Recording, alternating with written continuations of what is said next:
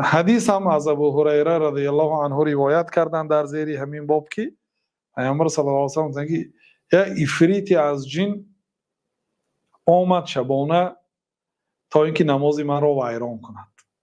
یک افریت یعنی شیطانی سرکش آمد تا اینکه نماز من را ویران کند. پس الله تعالی برای من امکانیت داد که او را قپم گفت، یعنی شیطان را دستگیر کرد. بعد تنگی فاردت ان اربطه الى ساریه من سوار المسجد، خواستم که به یکی از ستونهای مسجد بسته مونم شیطانم، بسته مونم برای چه حتی تصبحوا و تنظروا الیه، حتی سحر شما به نماز بیایید و نگاه کنید. در بعضی روایات تا اینکه کودکای مدینه با وی بازی کنند. بازی مقصد اون دست و پاش بستگی است تحقیرآمیز با شیطان. خواستم فذکرت قول اخی سلیمان، ولی قول برادرم سلیمان را به خاطر آوردم. گفته جزئی دعای سلیمان را با همین لفظ آوردن رب هب لی ملک لا ینبغی لاحد من بعدی، پروردگار برای من ملک ده که برای کسی بعد من ندهی. دعای حضرت سلیمان بود.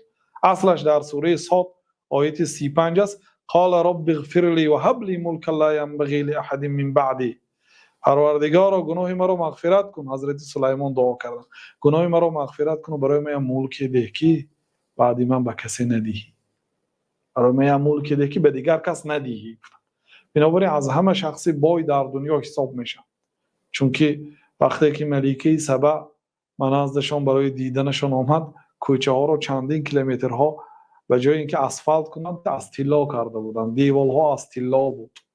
این کار یعنی که شاه‌های امروزه و پولدارهای زمانه‌های ما و پیشینه ها نمیتونن که اولین شخصیتی که با هواپیما میگشتن، اگرچه عبارت از قالین بود، شمال در اطاعت ایشان بود، یعنی از این کشور به این کشور با واسطه شمال میگشت. از جمله جنها در اطاعت سلیمان علیه السلام بود. فرمان سلیمان علیه السلام رو نه فقط انسان ها، حتی جنها اطاعت میکرد.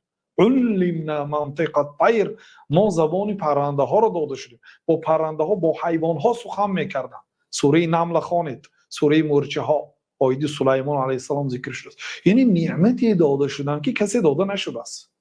1000 پول مال داشته باشدم به سلیمان برابر نمیشد، چون که با تمام حیوان ها، هوت مرچه، با حیوان های و پرنده ها سخن میکردن و در اطاعتشان بود.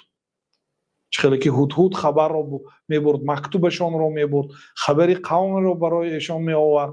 این خیلی ملک داده نشده بود. بنابراین گفتن که سخنی برادرم سلیمان به خاطرم آمد و شیطان سر دادم. یعنی خواستم که بندم، اگر گناه میشد نمیبستم،